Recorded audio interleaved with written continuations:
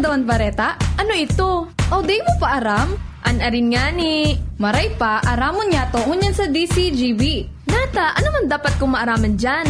Ata, magdaog kita. Aramon niya to ang kakaibang mga impormasyon, mga istoryang mapapakinabangan baguan panguntuhan.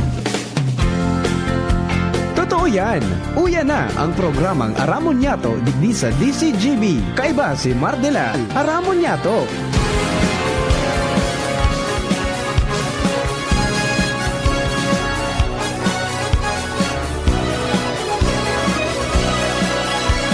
Kabayan, dapat mong malaman na kailangan mong maintindihan ang usapan na may kinalaman sa iyong kapaligiran.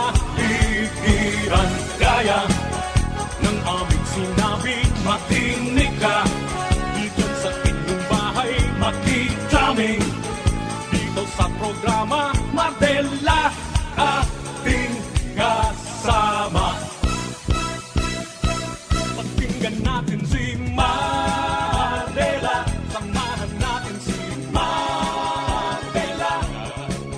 Sa balita, issue at sa komentaryo, kay Mardela tayo ay panalo. Bakit ugang good morning? Welcome po sa programa Aramon Yato kunyang pong Martes, petsa 17 na sa bulan kan Oktubre 2023.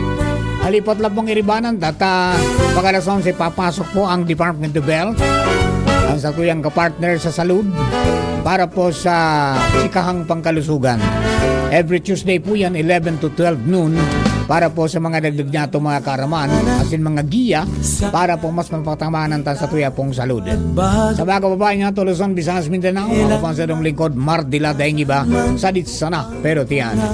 Iriba na po kita hanggang alas 11 and then syempre sa lado technical kasabay niya to dyan katuwang ta mga tugang sa presentasyon ng programa June na pulis bandang yaman sa DCGB Social Media Department ito yan pong IT si Jerome Nico Martinez as in dyan po sa Production Assistance Center Tricia Marilitana sa newsroom ito yan pong Papa Mars Angels yan po dyan si Angel Mustasa si Jenny Matthew Balyaran sa News Online kasabay po natin dyan si Jimos Barrios ito yung correspondent mga tugang para po sa iba pang mga istorya as in siyempre sa luwas ang Mega Force Patrol sa Padagos pong pangangalap ng mga istorya tanganing may balangibog sa Banuan sin mapukaon mga turog sa pansitan yaon dyan sa 3rd District si Pading Jimmy Nazarita ang samuyang Chief of Reporters Field Commander si Pading Jomar Bien duman sa 1st District Joshua James Bino na grounded pa dyan po sa Daragaligaspi area bantang si partner Alar Mario sa Kapitolyo Provincial at siya sa sur na parte ka mga barangay sa Legazpi at Galero City Hall at sa ibang mga opisina de gobyerno dyan po sa Old Albay District at yun po siyempre sa Legazpi Port District. Henry Boy Mata sa mobile ang samuya pong mata ng DCGB sa kalsada. Kami po kapos minasaludar mga kababayan, minamabon sa rumong morning. Sana po okay ka mo, okay man kami digdi. And sa mga birthday celebrators, happy birthday, many returns of the day, more life, prosperity and happiness. All roads leads to Sorsogon. Nangyari, batindan labanan mamayang hapon. Yun, sarong milyon na nakataya sa street dancing competition para sa festivals of festivals. 1 million for the first prize for the grand winner. Grand prize 1 million. 500,000 sa second. At sin 300,000 sa third. Hindi ganunan one. Papapalaba po sa Albay. Ang representasyon kan Albay is yung pong Coron Festival kan Tiwi. Yeah. Good luck po. Patiribayan, pakuruluran ng mga costume, pasiraraman ng music, tapos pasarabayan kan sa indang pag-indak sa tinampo. Harahala ba? Hali sa Balogo Sports Complex, yung Olympic, tinatawag nila Olympic Village, hali duman, Malakaw pasiring sa Capitol Grounds. Harara yun. Mga 2.5 kilometers garo yan na lalakawunin da, babaylihan. Agi sa sentro. Yeah. So, yan po tabi. And then, ngunyan, special holiday, mga tugang sa Sorsogon, Deklarado man yan mga tugang sa pagipong sarong Republic Act, itong Republic Act number 7318 na every 17th of October, every year, deklarado po yan mga tugang na ano yan, holiday, special holiday. Ika-129 na taon kan founding anniversary kan Sorsogon, kan probinsya, and then 454th commemoration man kan first mass sa isla kan Luzon, partikular duman mga tugang sa Gibalon Shrine sa barangay Sioton sa Magallanes, Sorsogon. Pista dumang kinamani sa Magallanes. Ingat po sa mga pupunta, pasiring po dyan, ingat po sa biyahe. And then good luck po sa mga partisipantes, 11 sindang magralaban-laban. Igwanin mga tigduruwang ani, ang garo ang Katanduanes, igwa sa Birak, and igwa sa San Andres. Di ba? Yung Abaca Festival yata ilalaban ng Birak ng San Andres. And then sa Camarines Sur, igwa, yung Naga, ilalaban nila siyempre yung pong, anong tawag dito, yung kanilang Peña Francia Festival, yung Buyadores Festival. And then sa Iriga, yung Tinagba. And marami pa pong iba, Catanduanes, Masbate, yung Gabos, from all over the Bicol region, parang festivals of festivals. Ginibo na bagang digdika ito? Ano itong panahon, mga ginibo digdikan, fiesta? Fiesta Bicolandia, di ba? Kandi pa sa tourism, ahurog mang maray, umon yan, mga tugang, inarog duman, kumbaga ginibo man duman, festivals of festivals, kan mga Gabos na klase ng festival, so mga kumbaga cream of the crop naman sa inda, so mga nanggarana durante ng ginibunin ng festival, iyon ang ipapadara duman. Kung siyan mauli in 1 million, congratulations. Matindi talaga si si Governor Buboy Amor, i-reviewon mo yan na street dancing na yan na hali duman sa Olympic Village sa Balugo Sports Complex, pasiring po sa Kapitolyo Provincial, Sorsogon, Capitol Grounds. Sabagay, haranay mo sa natakan, kaya itong na-assign po ako dyan, in 2014-2015, kunyan ako lilakaw ko man sa nandiyon no atam na aga. Hali duman sa, nakaistara ko sa Piot, Barangay Piot, sa may kapit sa likod ng Kapitolyo. Lilakaw ko sa naan. Kami ni Rex na Bulima. Ayos man, di ba? Okay, mga kabayan, dagdagan na po mga istorya alin po niyan sa luwas. Daradara, mga tugang kasaluyan pong pag-iribang babaeng walang pahinga. Basta may kapilaban. Hans Galero, good morning. Please come in. Kapilang laban. Kapilang laban, Oo, pwede na. Pero kung sabayan ki donut or cookies or cake, mas lalong laban. Malakas ang laban. Kaya ako sa iyo ako. Okay, sige, kumusta dyan?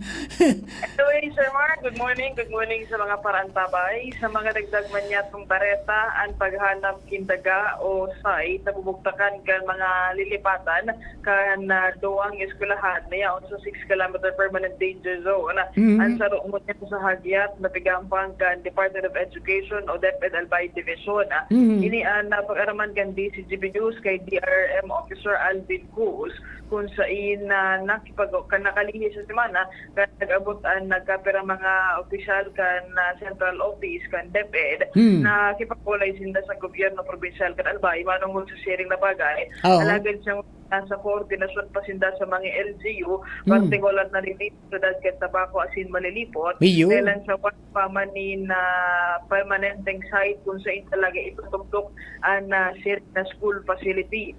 Sigun kaya sa iya, Sir Mar, ang LGU ang mahanap kan site o kaya taga na pagbubuktakan gini. Yan trust na pagkatapos kayo, kung may ma-identify na daw, na gumit na ang DepEd Central Office na sinda mismo ang bahala sa pagkonstruhir na school buildings. Sigun kaya kay Kus, importanteng matauanan ini magkakandigong prioridad ngunya asin sa mga maabot pang aldaw dahilan sa habo ninda na iba-ibugtak pang lalo sa peligro ang mga estudyante kan mga eskwelahan, partikular na sa Pagapo asin man sa Kalbayog. sinabi niya na sa kunyan biglalao maninda na marikas na makahanap man ng mga LGU need site as in sindaman marikas man so na sa siring na bagay. Bata, negatibo baga so komento kaya ni Alkalde kan malilipot na ang sabi niya garo ngaya haliyununun pa yan. Tigda da kulong nga yung dapat na ikonsiderar. Bako lang ngaya dapat sa eskwela na ibalyo kundi pati na sa barangay. nasa loob kaya. Nangyari na. Pero ang concern talaga ko takang anong DepEd, ang aning day maapektar ng pag-adal. Yes. Kaya lang yun mo yan. Ang challenge talaga dyan is maging si Congressman, maging si Gobernador Lagman, kanakagay mo ngay pronouncement na siya na pipa-expedite niya sa mga local government units ang paghanap ng lote. Oo. Yan ang sayang tugon. Dali-dali unang ganindo. Garo may pundo man talagang pwedeng i-shell out. So, itong DepEd, nagdigdi na nga ni so kunyan. So, undersecretary. Dapat dali-dali una. Dapat to sikatuho na. Taday man pwedeng magtao ang national government ning kwarta na daiyan na tamang papeles. Particular dapat kung ano yan, may na masasabi na sa diri kan LGU yan. Tapos idudunar naman ang kan LGU, idudunar naman ang sa DepEd. Oy, mga main proseso man talaga. Okay, sabi nga ni Kenny, mantang di pa man nagpuon so next school year, at least mapuro-plan sana guna sa mga papeles, dokumentos na kinakaipuhan. Ayan, ang pinakamagayong kayan, mag-coordinate sindang maigot sa mga LGUs, tanganing masundan kung ano mga dapat talagang giribuhon. Tama. Yun ang pinakadabis dyan. Kaurunin da sa Committee on Education sa kada, yan, LGU concern, tanganing makatuwang kan alkalde. Yes. Okay. So, yung time, Sir Mar, ang informasyon na Galero, DCGB. Thank you very much, Hans. Yan po tabi ang mga dugi natong istorya. Ayan. Matindian mga Eristoryana niya sa barangay. Malibasa, duha na sa ng aldaw, kampanya na. Duwang aldaw, ngunyan mga tugang, karampanya na, tapit sa 19, yun na po yan ang pagpuon kan opisyal na kampanya, campaign period para po sa mga nagdaralaga na kandidato sa barangay asin sangguniang kabataan. 10 aldaw po yan, 19 to 28. Kapag 29, bawal na pong mangampanya hanggang sa pitsa 30 na aldaw kan eleksyon, bawal ng mangampanya. Okay? So, duman sa mga kababayan mga tugang, mag-obserbar kan common poster area. Yan pong common poster area, saro sa na yan na lugar na pwedeng bugtakan kan mga legal na campaign materials sa panahon po kan kampanya poon October 19 to 29, 2023. So sabi kan COMELEC, kada barangay sa nasyon may common poster area na designado kang COMELEC.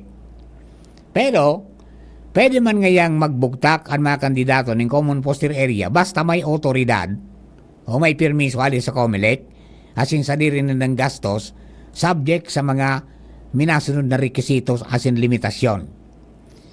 Primero, bako sa poste, bako sa kahoy, bako sa pader kan building, pampublikong struktura na aktibong pigagamit. Hindi. So, kandidato na may enot ng permiso halis sa COMELEC na magbuktak ng common poster area sa barangay, pwede sanang magbuktak ng sarong common poster area kung ang bilang kan restadong butante sa barangay 5,000 o mas hababa pa asin saro na kadagdagan ng common poster area para sa kada dagdag na 5,000 na restadong butante. Tutugutan sana kan election officer nagibo na common poster area at mga piling pampublikong lugar. Harugang plaza, merkado, barangay center si bapang kaparehas kay ni. Ang sukol kan kada poster area day dapat lumaglampas sa 4 feet by 6 feet. Asin may kabuuan mga tugang na hiwas na day masobra sa 24 square feet.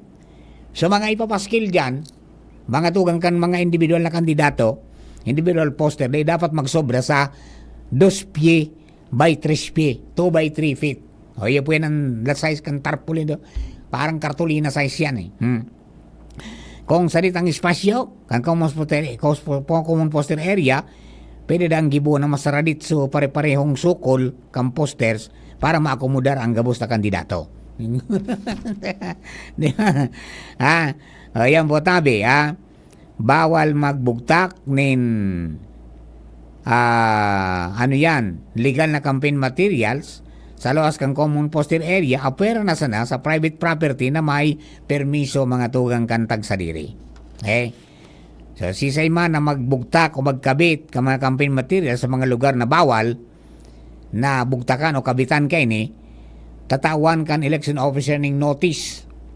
Asin kung sa laog kitulong aldaw, matapos tawanin abiso, day pa man girara niya inali ang sang campaign materials, pwede na ining ipailarom sa Oplan Backlash Operation. Okay, so yan po tabi. Ang tugon po kang Commission on Elections para po duman sa mga kandidato. Yan, bawal po, ang paggamit nin LCD monitor.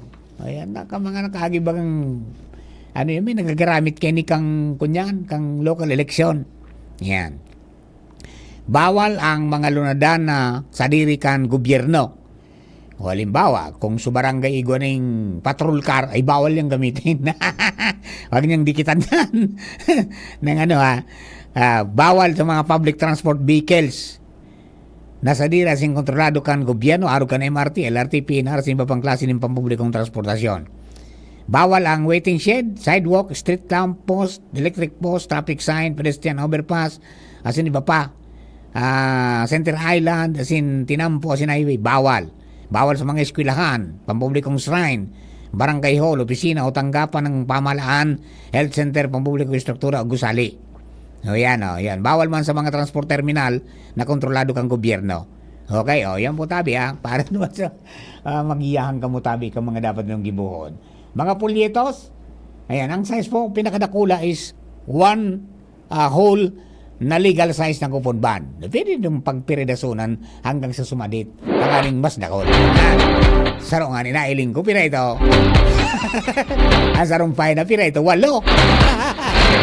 Alright, partner Al Armario nasa linya before na magparambo kita. Partner Al, plus kami. Yes, partner, desidido talaga ang ako Bicol na mangyari ang meeting, convention as in exhibition center sa barangay Puro Legazpi. Yan ang siniguro ni ako Bicol, Executive Director Attorney Pido Garbin Jr.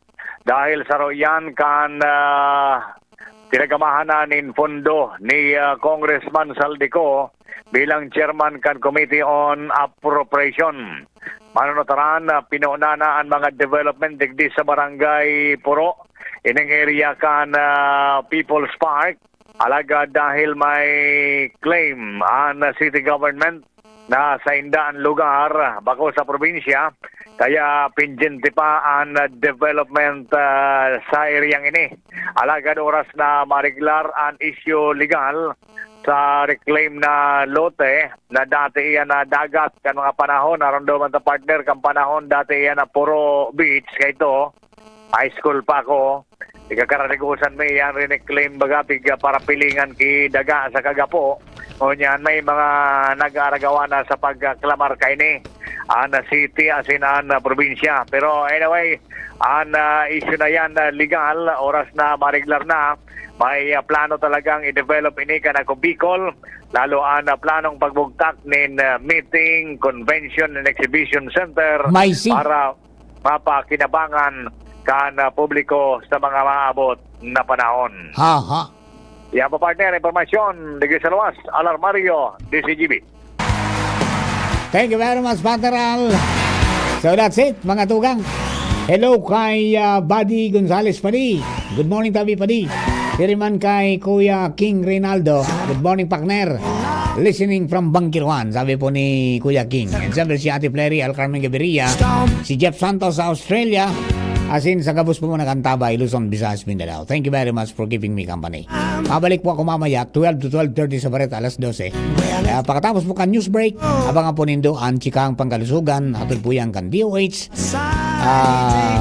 Regional Office number 5. Thank you po and God bless. Bye-bye.